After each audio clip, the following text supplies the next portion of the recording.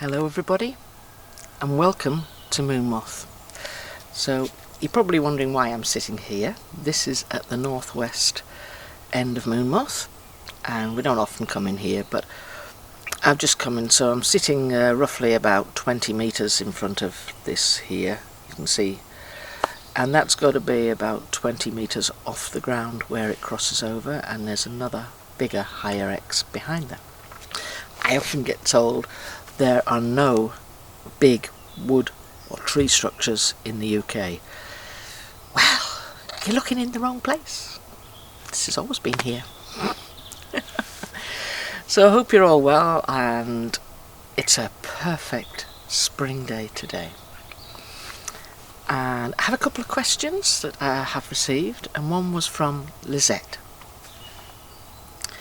And Lisette asked about how long it took for the energy that I was affected by the energy, how long it took for that to pass over, the blurring of the eye. Now this was in a video a couple of weeks ago. So how long did it take for that to pass over? So the blurring of the eye, the vision thing, took about 20 minutes. And the general unsettledness, you just feel a bit knotted, if you like, a bit sort of uptight. That took the rest of the evening. Reason for all of that was I had come down through an area where energy just gathered up behind CO's home, and energy just gathers there, and it's just has a build up. It's a common user area, I think, between elemental as well, elemental folk as well, so the energy just builds up. So I'd walked through it not being aware of that. What a ninny. So I felt the effects of that, but yeah, it was very strange, the double vision thing and the feeling of nausea. That's what it's like. So the next question I've had was from Dion Fortune. And you asked, this is a great question as well, two great questions. You asked about whether it takes more energy for the people to be in their orb form or cloaked form. So first thing, the orb form is different to their cloaked status. Their cloaked status would be as if they were standing behind me, and you would get sort of shimmery effect. You'd be able to see right through them, but you get a shimmery effect. And that's what I sometimes pick up on my cameras when there's movement. If I can get to match the speed, you just get this faint imprint of them. So when they're in their cloaked state, Abak called it his essence of spirit. That's how he called it to me once. But when they're in their cloaked state, they use less energy, a lot less energy. And as they spend quite a bit of time in their cloaked state, a third of the day, if you like, in their cloaked state, you can see why they wouldn't need as much intake of energy, food, solid food, as we do. So that was one. Now the second part is, you said about their orb energy, their orb or their cloaked state. Well, the orb is what they use to travel. So if they're coming to visit me in my home, they've travelled using their orb, which is, you've seen them, the little coloured orbs, and that does take up more energy because there's movement and travel and thought. It's all about quantum. It's the quantum aspect of it all. It's the quantum physics of it all. Quantum mechanics. So it's the thought. They think where they are, where they're moving to, how they get there, and they create an orb to do so. It's a sphere of energy that can sometimes manifest as colour, sometimes it's blue, sometimes it's pink. Today, on the way in, I've been seeing little orange balls, just as quick as a flash, little orange balls. And I've asked if it was just my imagination or if it's them, and it's their energy. So I hope you have a lovely day today. I hope you enjoy looking at this great big tree structure. It is huge. It really is. Well, I will take the camera and we'll have a zoom in on it, but you can guess sort of how high that is. And so for those people that say we don't have any tree structures in the UK, oh yes we do. Oh yes we do. So I'm going to walk down, I'm in the northwest here, I'm going to walk down to the southwest and head into Moonmoth, that area, that way, and it'll be as quick as a flash. You've no idea how quick I'll get there, just watch. Well, we're here, everybody. Here we are at Moonmoth, and the stone still looks similarly the same. They look the same. Just hop in. Hello, everybody. May I come in? Is everybody well? Well, that's good. That is really good. So, we'll just head into here and shall we just have a little knock of stones here? I'm sure they don't need anyone to tell them that we're here.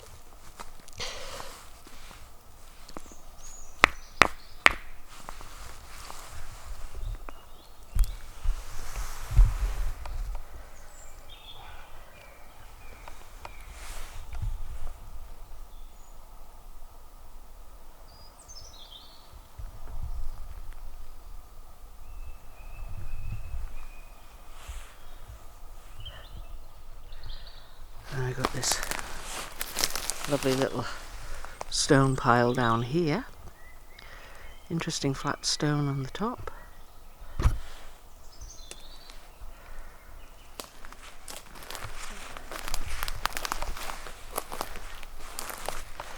Get an idea how big that is. And the break, as you can see, is quite low. But that's been there for some time.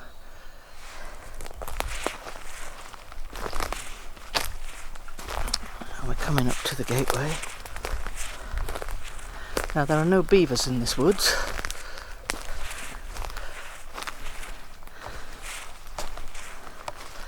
But this is quite interesting. This could be a deer.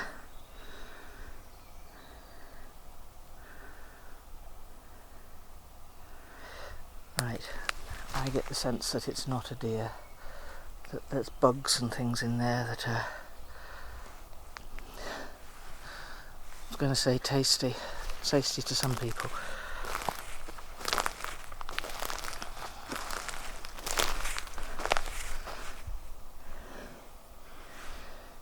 Right.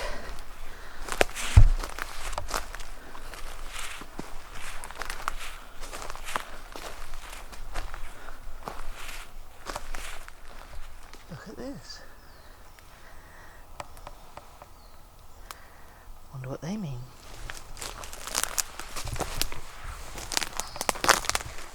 Oh, loads of these. Loads of sticks propped up against the tree. Looks just an ordinary tree.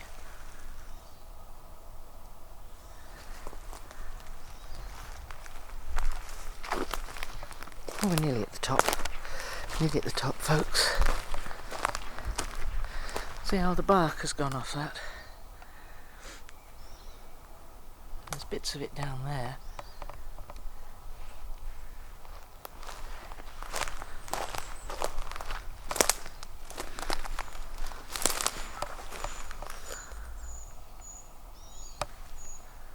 Just looking to see if there's any scratchings off it. Maybe it's just fallen off naturally. It is interesting.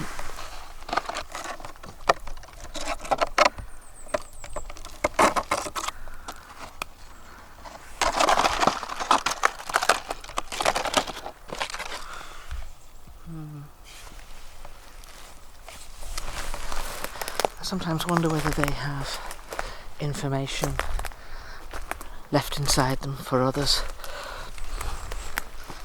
And you see like a scroll of bark, but there's nothing in that.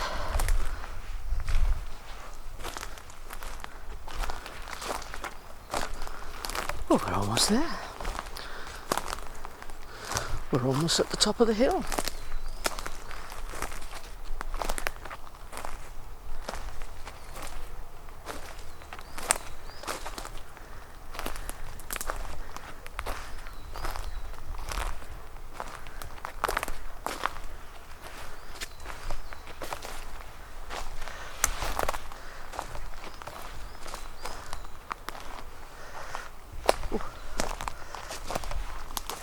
All these pine cones everywhere.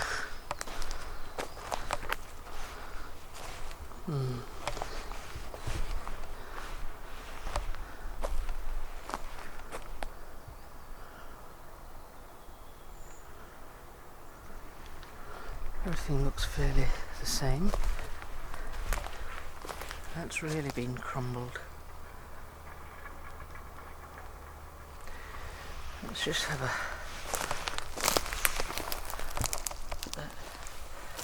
white stick.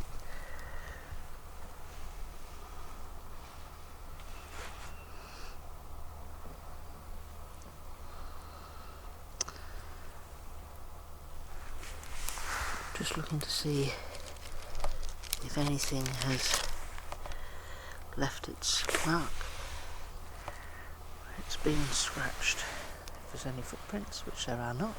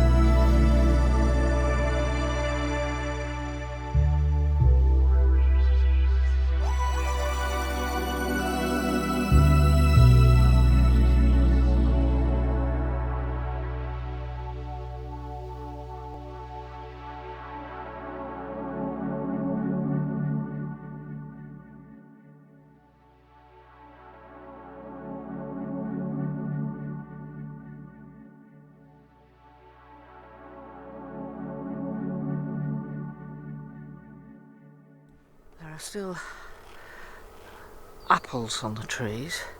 Something's had a pop at the tangerines, probably micey. We're going to have to play dodgeball, so I know one of the cameras won't work. Can't think why. So I've got some goodies and we'll stash them on the trees. So let's go through the bags first, see what they've got for the bags. Tell me, how does an animal slice the bottom of a bag like that? You see that? It's completely... Let me show you. Let's see if I can show you properly. See that? How completely sliced that is. Still sealed at that end. So, and then this one, same again, sliced at the bottom. And these are just the nets. There's 3 spare nets this week. So quick as a flash, we managed to get the tree dressed. And we've got peanut butter there. I can see all those really pretty little incense sticks burning away. Lovely, lovely smell, beautiful. Put the watermelon up there and the chamomile tea is up beside it. Then we've got the apricots, dried apricots, popcorn, some chocolate toffee crisps, one each for the big guys, and some walnuts, hazelnuts, and this week we have 2 birthdays. We have Hababa, who is Sio's partner, and we have Leola.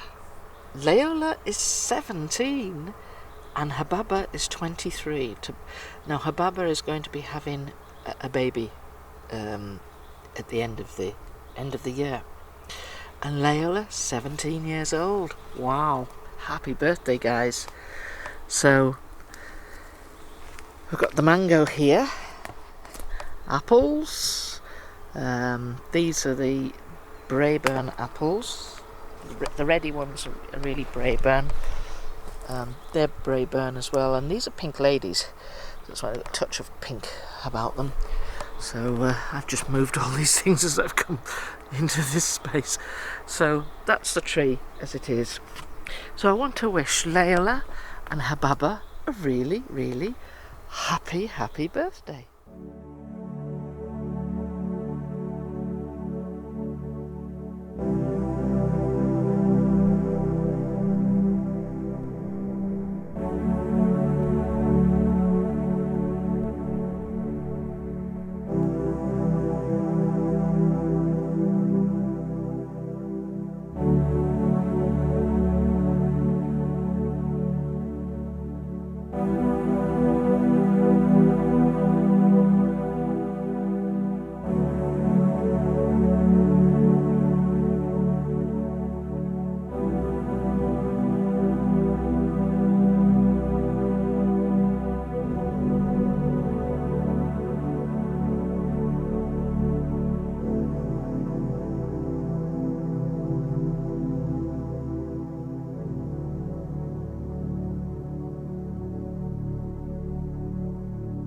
We have your bad cab, she is here, and then we have Desiagea Senior and Fleuria, which is his partner, and Cafe and Athenian, they are here, and then we have Fabasaqua. And I know that Abak is away. He is with Anku at the moment. And then we've got Sio and Hababa. They are here. Obviously, Hababa has a birthday. Mebki's here. Abidam is here. And Leola, she has a birthday. And then Amagaba, he's here, and Gafeba, Abiba, they are here, and isn't it lovely to have such a full house? Now see how all these trees are starting to thicken up, so it's going to be quite difficult to get to see anything within these trees very, very shortly.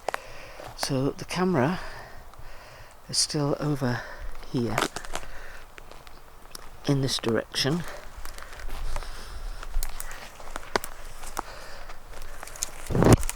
Which has been great annoyance for this family because it affects their privacy. Here we are. It's not very big, you can see how tall that is where my hand is down here.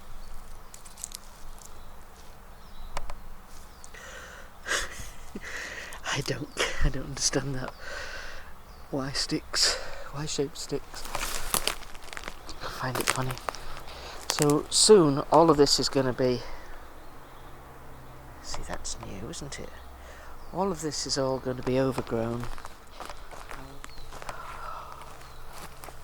Now tell me that that is not an arrow. Tell me that, folks. Does that look like an arrow? So let's take this stick for a start off here.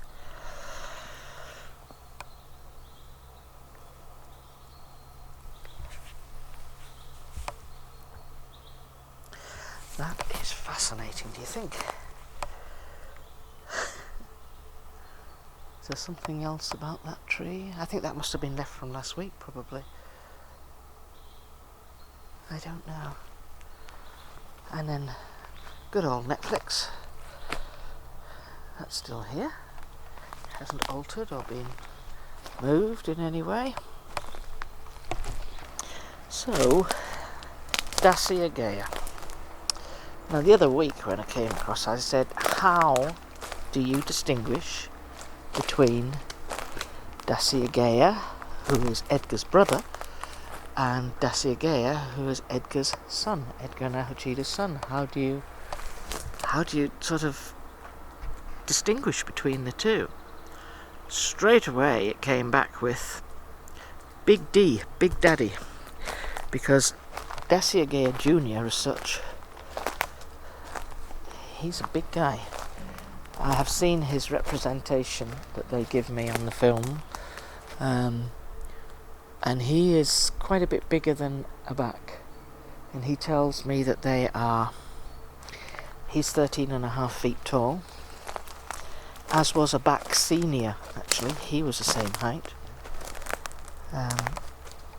Abak is around 12 foot, between 11.5 and 12 foot, and Seo is 11.5 feet. So I asked Amagaba, he's coming up to 9 feet tall, and he said he is going to be taller than Seo. He says, I'm going to be taller than him. I love the rivalry. It's funny.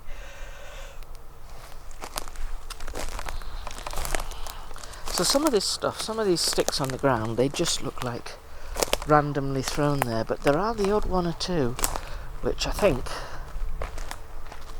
are not random. I think they have been placed. I mean, all of this here, you see this stuff breaking. Now I can understand a deer, a 4-foot deer, breaking that and bending that over, but I can't understand them when they're putting branches up here and Y sticks up here. A deer is not going to do that. Our main gifting area is just 10 yards behind that. You've got to wonder, what's this about? What is this about? Sort of like it's upside down. It's just... So from Moon Moth, I'm going to say to everybody, stay safe, be kind in word, thought and deed. And be good. Bye now. Bye.